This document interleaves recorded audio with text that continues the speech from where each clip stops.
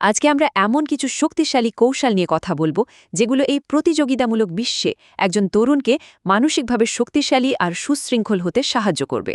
শুরুতেই এই কথাটা দেখুন, ভালোবাসা বলে কিছু নেই, আছে শুধু ক্ষমতা। বেশ ধাক্কা দেওয়ার মতো কথা, তাই না? আর এটাই কিন্তু আমাদের আজকের আলোচনার মূল ভিত্তি।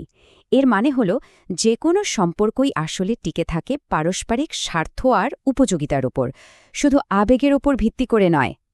তো আসল প্রশ্নটা হলো, একজন ২০ বছর বয়সী তরুণ বা তরুণী কিভাবে নিজের মধ্যে সত্যিকারের শক্তি আর শৃঙ্খলা গড়ে তুলবে? এটাই সেই মূল প্রশ্ন, যার উত্তর আমরা আজ খুঁজব এবং ধাপে ধাপে আত্মনিয়ন্ত্রণের দর্শনটা বোঝার চেষ্টা করব। চলুন তাহলে বিষয়টার আরও গভীরে ঢোকা যাক।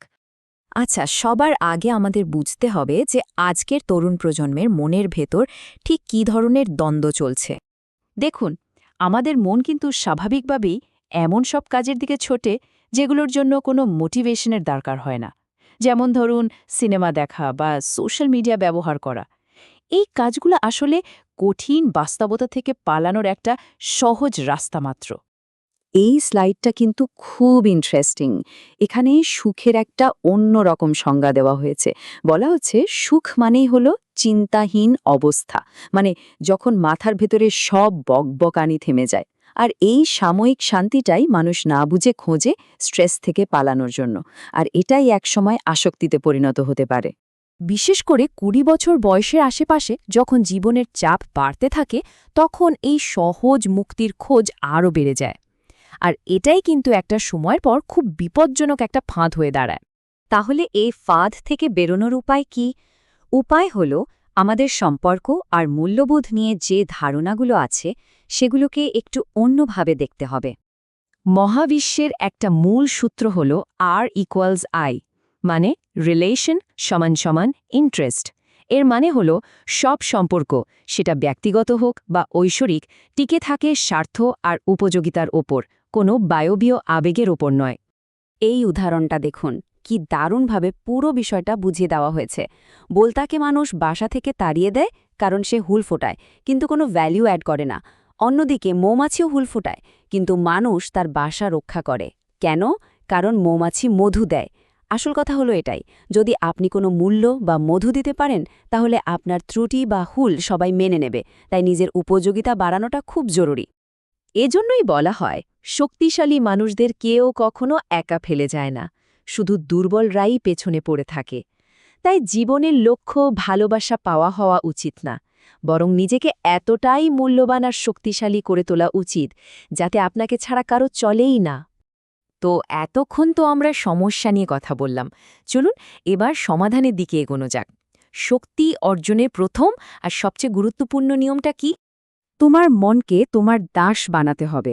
তুমি যদি মনের দাস হও, তাহলে তুমি একজন চাকর। এটাই হলো দৃষ্টিভঙ্গির সবচেয়ে বড় পরিবর্তন। আসল লক্ষ্য হল নিজের মনের ওপর সম্পূর্ণ নিয়ন্ত্রণ বা প্রভুত্ব অর্জন করা। পার্থক্যটা কিন্তু একদম সহজ। একজন মালিক, যে নিজেই নিজের উপর শৃঙ্খলা আরোপ করে, আর একজন হল চাকর, যার উপর জোর করে শৃঙ্খলা চাপিয়ে দেওয়া হয়। একজন নিজের মনকে নিয়ন্ত্রণ করে, আরেকজন মনের দ্বারা নিয়ন্ত্রিত হয়।